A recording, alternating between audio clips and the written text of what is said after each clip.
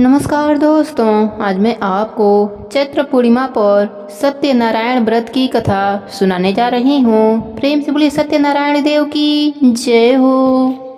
श्री व्यास जी ने कहा, एक समय नैमी सारण तीर्थ में सैनक आदि सभी ऋषियों तथा मुनियों ने पुराण शास्त्र के वेत्ता श्री सूत जी महाराज जी से पूछा। ऋषियों ने कहा, महामुने, किस व्रत अथवा तपस्या से मनोवांछित फल प्राप्त होता है, उसे हम सब सुनना चाहते हैं, कृपा कर आप कहें। श्री सूत जी बोले, इस प्रकार देवर्षि नारद जी के द्वारा भी पूछे जाने पर भगवान कमलापति ने उनसे जैसा कहा था उसे कह रहा हूँ, आप लोग सावधान होकर सुने।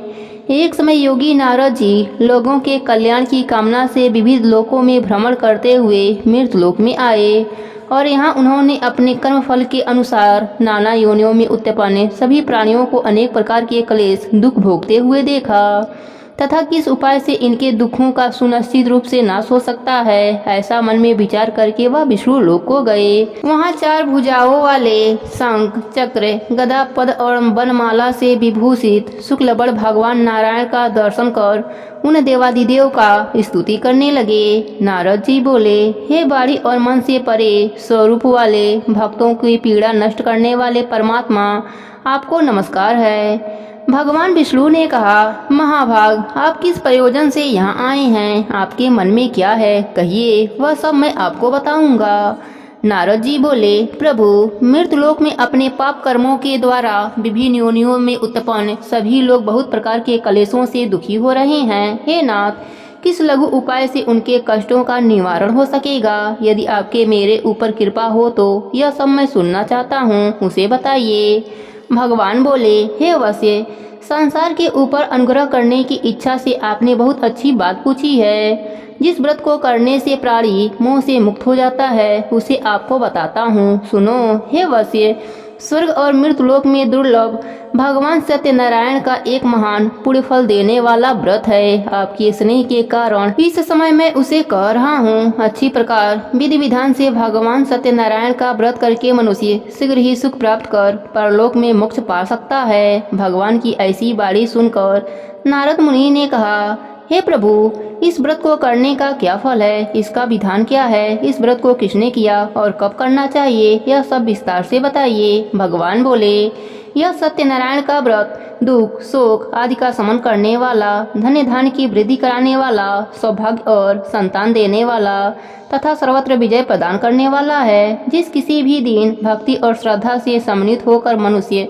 ब्राह्मणों और बंधु बांधवों के साथ धर्म में तत्पर होकर सायंकाल भगवान नारायण की पूजा करें, नैवेद्य के रूप में उत्तम कोटि के भोजनीय पदार्थ को सवाया मात्रा में भक्ति पूर्वक अर्पित करना चाहिए। केले का फल, घी, दूध, गेहूं का चूड़ अथवा गेहूं के चूड़ के अभाव में साठी, चावल का चूड़, शक्कर या गुड़, यह सब भक्ष्य सामग्री सवाया मात्रा में एकत्रित कर निवेदन करना चाहिए। बंधु बांधवों के साथ श्री सत्यनारायण भगवान की कथा सुनकर ब्राह्मणों को दक्षिणा देनी चाहिए। तदंतर बंधु बांधवों के साथ ब्राह्मणों को भोजन कराना चाहिए। भक्ति पूर्वक प्रसाद ग्रहण करके नित्य गीत आदि का आयोजन करना चाहिए। तदंतर भगवान सत्यनारायण का स्मरण करते हुए अपने घर जाना चाहिए। ऐसा करने से मनुष्यों की अभिलाषा अवश्य पूर्ण होती है। विशेष रूप से कलयुग में पृथ्वी लोक में यह सबसे छोटा सा उपाय है। प्रेम से बोली सत्यनारायण भगवान की जय हो। दूसरे अध्याय की कथा के अनुसार श्री सूत जी बोले, हे द्विजों, अब मैं पुनः पूर्व काल में जिसने इस सत्यनारायण का व्रत किया था उसे भली भांति विस्तार पूर्वक कहूँगा। रमणीय काशी नगर में कोई अत्यंत निर्धन ब्राह्मण रहता था। भूख प्यास से व्याकुल होकर वह प्रतिदिन पृथ्वी पर भटकता रहता था। ब्राह्मण प्रिय भगवान ने उस दुखी ब्राह्मण को देखकर वृद्ध ब्राह्मण का रूप धारण करके उस दीस से आदर पूर्वक पूछा, हे विप्र, प्रतिदिन अत्यंत दुखी होकर तुम किस लिए पृथ्वी पर भ्रमण करते हो? हे द्विश्रेष्ठ, यह सब बताओ, मैं सुनना चाहता हूँ। वह ब्राह्मण बोला, हे प्रभु, मैं अत्यंत दरिद्र ब्राह्मण हूँ और भिक्षा के लिए ही पृथ्वी पर घूमा करता हूँ।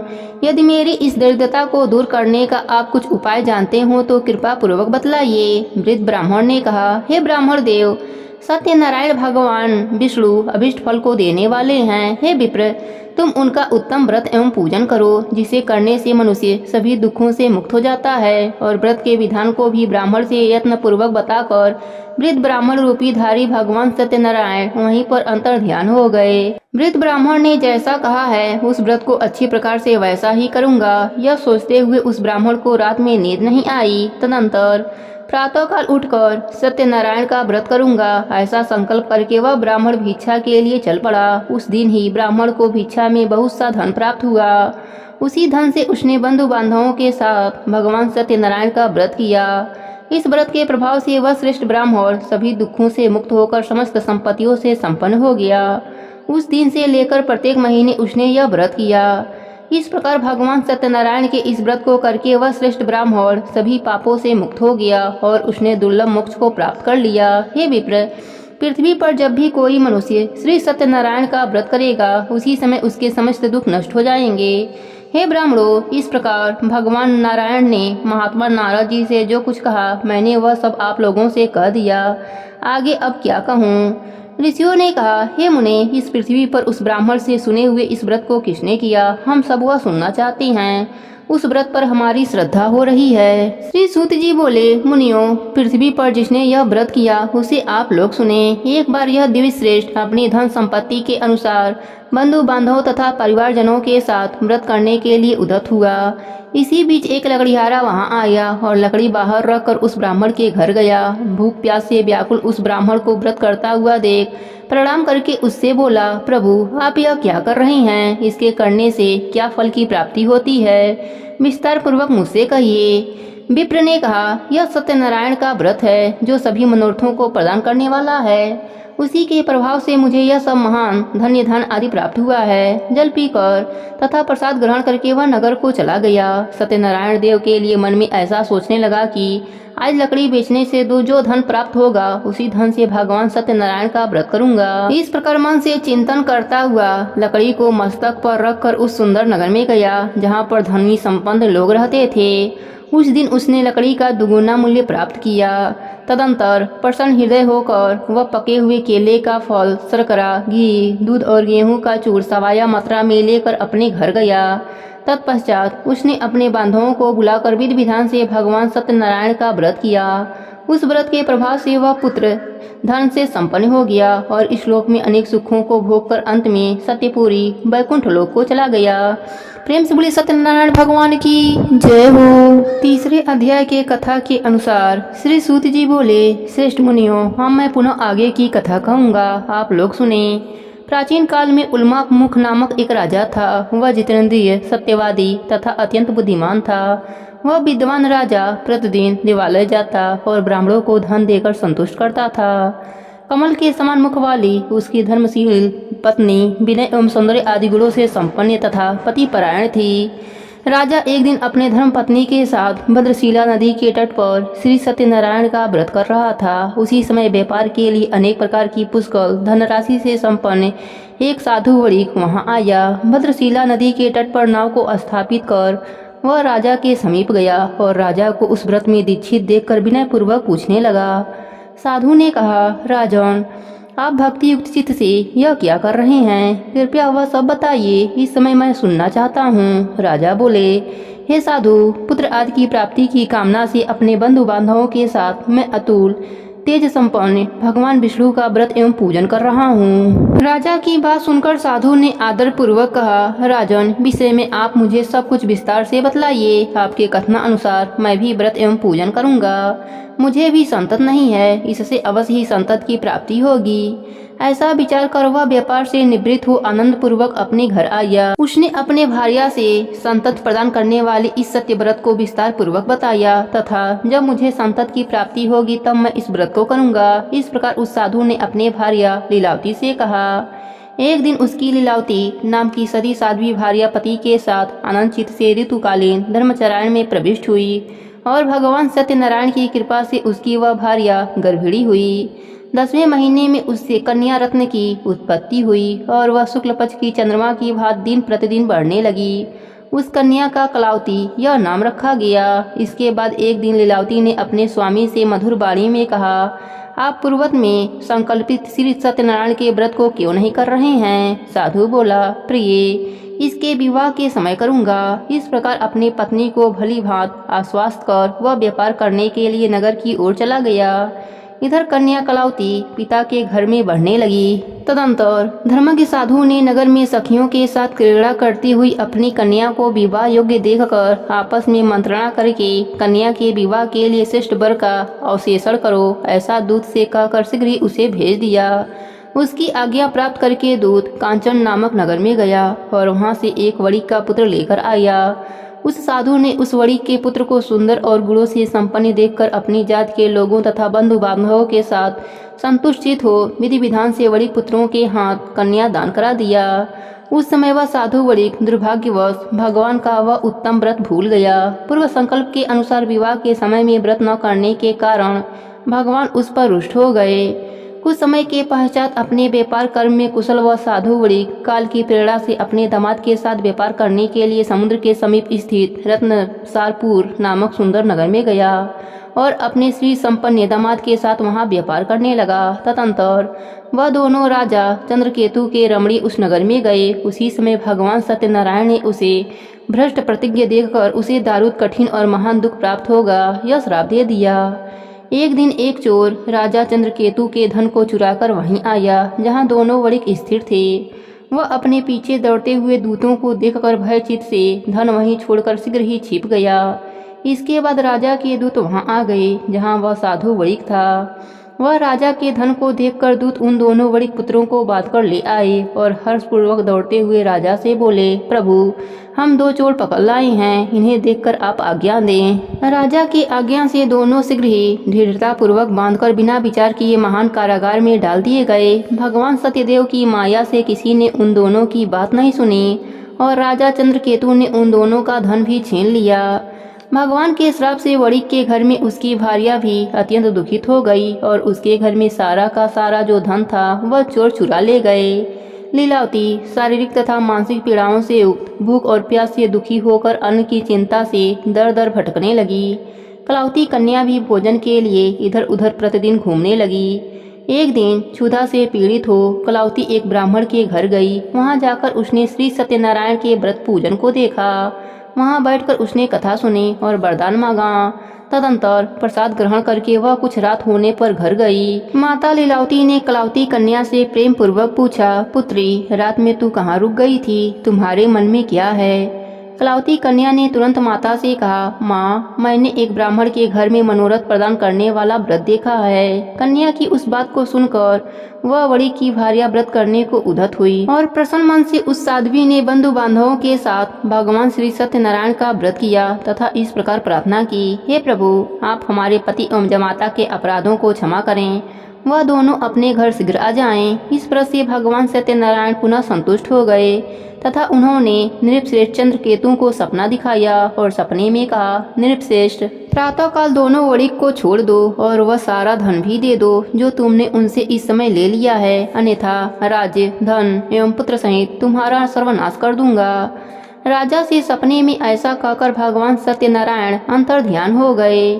प्रातः काल राजा ने अपने सभासदों के साथ सभा के मध्य बैठकर अपना सपना लोगों को बताया और कहा, दोनों बंदी वणिक पुत्रों को शीघ्र ही मुक्त कर दो। राजा की ऐसी बातें सुनकर राजपुरुष दोनों महाजनों को बंधन मुक्त करके राजा के सामने लाकर विनय पूर्वक बोले, महाराज, बेड़ी बंधन से मुक्त करके दोनों वणिक पुत्रों को लाया हूँ। इसके बाद दोनों महाराज वणिक पुत्र नृपश्रेष्ठ चंद्रकेतु को प्रणाम करके अपने पूर्व वृतांत का स्मरण करते हुए भय विभल हो गए और कुछ बोल न सके। राजा ने वणिक पुत्रों को देखकर आदर से कहा, आप लोगों को यह महान दुख प्राप्त हुआ है, इस समय अब कोई भय नहीं है। ऐसा कहकर उनकी बेड़ी खुलवाकर क्षौर कर्म आदि करवाया। राजा ने वस्त्र अलंकार देकर उन दोनों वणिक पुत्रों को संतुष्ट किया तथा सामने बुलाकर वाणी द्वारा अत्यधिक आनंदित किया। पहले जो धन लिया था उसे दूना करके दिया। तदंतर राजा ने पुनः उनसे कहा, साधु, अब आप अपने घर को जाएं।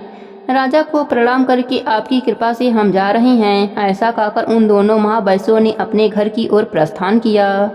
प्रेम से बोली सत्यनारायण भगवान की जय हो। चौथे अध्याय की कथा के अनुसार श्री सूत जी बोले, साधु मंगलाचरण कर और ब्राह्मणों को धन देकर अपने नगर के लिए चल पड़ा।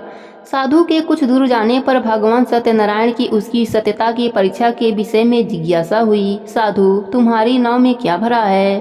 तब धन के मद में चूड़ दोनों महाजनों ने अवहेलना पूर्वक हंसते हुए कहा, डंडीन क्यों पूछ रहे हो? क्या कुछ द्रव्य लेने की इच्छा है? हमारी नाव में तो लता और पत्ते भरे हैं। ऐसी निष्ठुर बारी सुनकर तुम्हारी बात सच हो जाए, ऐसा कहकर दंडी सन्यासी का रूप धारण किए हुए भगवान कुछ दूर जाकर समुद्र के समीप बैठ गए। दंडी के चले जाने पर नित्य क्रिया करने के पश्चात उतराई हुई जल के ऊपर की ओर उठी हुई नौका को देखकर साधु वणिक अत्यंत आश्चर्य में पड़ गया और नाव में लता और पत्ते आदि देखकर मूर्छित होकर पृथ्वी पर गिर पड़ा। सचेत होने पर वणिक पुत्र चिंतित हो गया। तब उसके दामाद ने इस प्रकार कहा, आप शोक क्यों करते हैं? दंडिन ने श्राप दिया है, इस स्थिति में वही चाहे तो सब कुछ पहले जैसा हो सकता है, इसमें संशय नहीं। अतः आप उन्हीं के शरण में चलें, वहीं मन की इच्छा पूरी होगी। दामाद की बात सुनकर साधु वणिक उनके पास गया और वहां दंडी को देखकर उनसे भक्ति पूर्वक उन्हें प्रणाम किया तथा आदर पूर्वक कहने लगा, आपके सम्मुख मैंने जो कुछ कहा है, असत्य भाषण रूप अपराध किया है, आप मेरे उस अपराध को क्षमा करें। ऐसा कहकर बारंबार प्रणाम करके वह महान शोक से आतुर हो गया। दंडी ने उसे रोता हुआ देखकर कहा, हे मूर्ख, रो मत, मेरी बात सुनो। मेरी पूजा से उदासीन होने के कारण तथा मेरी आज्ञा से ही तुमने बार बार दुख प्राप्त किया है। भगवान की ऐसी बाणी सुनकर वह उनकी स्तुति करने लगा। साधु ने कहा, हे प्रभु, यह आश्चर्य की बात है कि आपकी माया से मोहित होने के कारण ब्रह्मा आदि देवता भी आपके गुणों और रूपों को यथावत रूप से नहीं जान पाते। फिर मैं मूर्ख आपकी माया से मोहित होने के कारण कैसे जान सकता हूँ? आप प्रसन्न हो, मैं अपनी धन संपत्ति के अनुसार आपकी पूजा करूंगा। मैं आपके शरण में आया हूँ। मेरा जो नौका में स्थित पुराना धन था उसकी तथा मेरी रक्षा करें। वणिक की भक्ति युक्त बाणी को सुनकर भगवान जनार्दन संतुष्ट हो गए। भगवान हरि उसे अभिष्ट वर प्रदान करके वहीं पर अंतर ध्यान हो गए। उसके बाद वह साधु अपने नौका में चढ़ा और उसे धन धान से परिपूर्ण देखकर भगवान सत्यदेव की कृपा से हमारा मनोरथ सफल हो गया, ऐसा कहकर स्वजनों के साथ उसने भगवान की विधिवत पूजा करी। भगवान श्री सत्यनारायण की कृपा से वह आनंद से परिपूर्ण हो गया और नाव को यत्न पूर्वक संभालकर उसने अपने देश के लिए प्रस्थान किया। साधु वणिक अपने दामाद से कहा, वह देखो, मेरी रत्नपुरी नगरी दिखाई दे रही है। इसके बाद उसने अपने धन के रक्षक दूत को अपने आगमन का समाचार देने के लिए अपनी नगरी में भेजा। तत्पश्चात उस दूत ने नगर में जाकर साधु की भार्या को देख हाथ जोड़कर प्रणाम किया तथा उसके लिए अभिष्ट बातें कही। सेठ जी अपने दामाद तथा बंधुओं के साथ बहुत सारे धन धान से संपन्न होकर नगर के निकट पधारे हैं। दूत के मुख से यह बात सुनकर वह महान आनंद से विह्वल हो गई और उस साध्वी ने श्री सत्यनारायण की पूजा करके अपनी पुत्री से कहा, मैं साधु के दर्शन के लिए जा रही हूँ, तुम शीघ्र आ जाओ। माता का ऐसा वचन सुनकर व्रत को समाप्त करके प्रसाद का परित्याग कर वह कलावती भी अपने पति का दर्शन करने के लिए चल पड़ी। इससे भगवान सत्यनारायण रुष्ट हो गए और उन्होंने उसके पति को तथा नौका को धन के साथ हरण करके जल में डुबो दिया। इसके बाद कलावती कन्या अपने पति को न देख महान शोक से रुदन करती हुई पृथ्वी पर गिर पड़ी।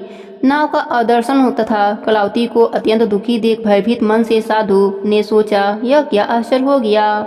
नाव का संचालन करने वाले भी सभी चिंतित हो गए। तदंतर वह कलावती भी कन्या को देखकर विह्वल हो गई और अत्यंत शोक से विलाप करती हुई अपने पति से इस प्रकार बोली, अभी अभी नौका के साथ वह दामाद कैसे गायब हो गया। न जाने किस देवता की उपच्छा से वह नौका हरण कर लिया गया है, अथवा श्री सत्यनारायण का महात्म्य कौन जान सकता है। ऐसा कहकर वह स्वजनों के साथ विलाप करने लगी और कलावती कन्या को गोद में लेकर रोने लगी। कलावती कन्या भी अपने पति के नष्ट हो जाने पर दुखी हो गई और पति की पादुका लेकर उसका अनुगमन करने के लिए अपने मन में निश्चय किया। कन्या के इस प्रकार के आचरण को देख भार्या सहित वह धर्मज्ञ साधु बहुत ही शोक संतप्त हो गया और सोचने लगा, यह तो भगवान सत्यनारायण ने यह दामाद के साथ धन्य धान से भरी इस नौका का अपहरण किया है, अथवा हम सभी भगवान सत्यदेव की माया से मोहित हो गए हैं। अपने धन शक्ति के अनुसार मैं भगवान सत्यनारायण का व्रत करूंगा। सभी को बुलाकर इस प्रकार कहकर उसने अपने मन की इच्छा प्रकट करी और बारंबार भगवान सत्यदेव को दंडवत प्रणाम किया। इससे तीनों के परिपालक भगवान सत्यदेव प्रसन्न हो गए। भक्तवत्सल भगवान ने कृपा पूर्वक कहा, तुम्हारी कन्या प्रसाद छोड़कर अपने पति को देखने चली आई है। निश्चय ही इसी कारण उसका पति अदृश्य हो गया है। यदि घर जाकर प्रसाद ग्रहण करके वह पुनः आए तो हे साधु, तुम्हारी पुत्री पति को प्राप्त करेगी, इसमें संशय नहीं है। कन्या कलावती भी आकाश मंडल से ऐसी बाणी सुनकर शीघ्र ही घर गई और उसने प्रसाद ग्रहण किया। पुनः आकर स्वजनों तथा अपने पति को देखा। तब कलावती कन्या ने अपने पिता से कहा, अब तो घर चलें, विलम्ब क्यों कर रहे हैं। कन्या की बात सुनकर वणिक पुत्र संतुष्ट हो गया और विधि विधान से भगवान सत्यनारायण का पूजन करके धन तथा बंधु बांधवों के साथ अपने घर गया। तदंतर पूर्णिमा तथा संक्रांति सर्वों पर भगवान सत्यनारायण का पूजन करते हुए इस लोक में सुख भोग कर अंत में वैकुंठ लोक को चला गया। प्रेम से बोले सत्यनारायण भगवान की जय हो। 5वें अध्याय की कथा के अनुसार श्री सूत जी बोले, श्रेष्ठ मुनियों, अब इसके बाद मैं दूसरी कथा कहूँगा, आप लोग सुने। अपनी प्रजा का पालन करने में तत्पर तुंगध्वज नामक एक राजा था। उसने सत्यदेव के प्रसाद का परित्याग करके दुख प्राप्त किया। एक बार वह वन में जाकर और वहाँ बहुत से पशु पक्षियों को मारकर बट वृक्ष के नीचे आया। वहाँ उसने देखा कि गोपगण बंधु बांधवों के साथ संतुष्ट होकर भक्ति पूर्वक भगवान सत्यदेव की पूजा कर रहे हैं। राजा यह देखकर भी अहंकारवश न तो वहाँ गया न उसने भगवान सत्यनारायण को प्रणाम किया। इसके बाद पूजन के बाद सभी गोपगण भगवान का प्रसाद राजा के समीप रखकर वहाँ से लौट आए और इच्छा अनुसार उन सभी ने भगवान का प्रसाद ग्रहण किया। इधर राजा को प्रसाद का परित्याग करने से बहुत दुख हुआ। उसका संपूर्ण धन धान एवं सभी 100 पुत्र नष्ट हो गए। राजा ने मन में निश्चय किया कि अवश्य ही भगवान सत्यनारायण ने हमारा नाश कर दिया है, इसलिए मुझे वहीं जाना चाहिए जहाँ श्री सत्यनारायण का पूजन हो रहा था। ऐसा मन में निश्चय करके वह राजा गोपगणों के समीप गया और उसने गोपगणों के साथ भक्ति भाव श्रद्धा से युक्त होकर विधि पूर्वक भगवान सत्यदेव की पूजा करी। भगवान सत्यदेव की कृपा से वह पुनः धन और पुत्रों से संपन्न हो गया तथा इस लोक में सभी सुखों को भोग कर अंत में वैकुंठ लोक को प्राप्त हुआ। श्री सूत जी कहते हैं, जो व्यक्ति इस परम दुर्लभ श्री सत्यनारायण के व्रत को करता है और पुण्यमयी तथा फल प्रदायिनी भगवान की कथा को भक्ति युक्त होकर सुनता है, उसे भगवान सत्यनारायण की कृपा से धन्य धान्य आदि की प्राप्ति होती है। दरिद्र धनवान हो जाता है, बंधन में पड़ा हुआ बंधन से मुक्त हो जाता है, डरा हुआ भय से मुक्त हो जाता है। यह सत्य बात है, इसमें संशय नहीं। इस श्लोक में वह सभी इच्छित फलों का भोग प्राप्त करके अंत में सत्यपुरी वैकुंठ लोक को जाता है। हे ब्राह्मणों, इस प्रकार मैंने आप लोगों से भगवान सत्यनारायण के व्रत को कहा, जिसे करके मनुष्य सभी दुखों से मुक्त हो जाता है। कलयुग में तो भगवान सत्यदेव की पूजा विशेष फल प्रदान करने वाली है। भगवान विष्णु को ही कुछ लोग काल, कुछ लोग सत्य, कोई ईश और कोई सत्यदेव तथा दूसरे लोग सत्यनारायण नाम से कहेंगे। अनेक रूप धारण करके भगवान सत्यनारायण सभी का मनोरथ सिद्ध करते हैं।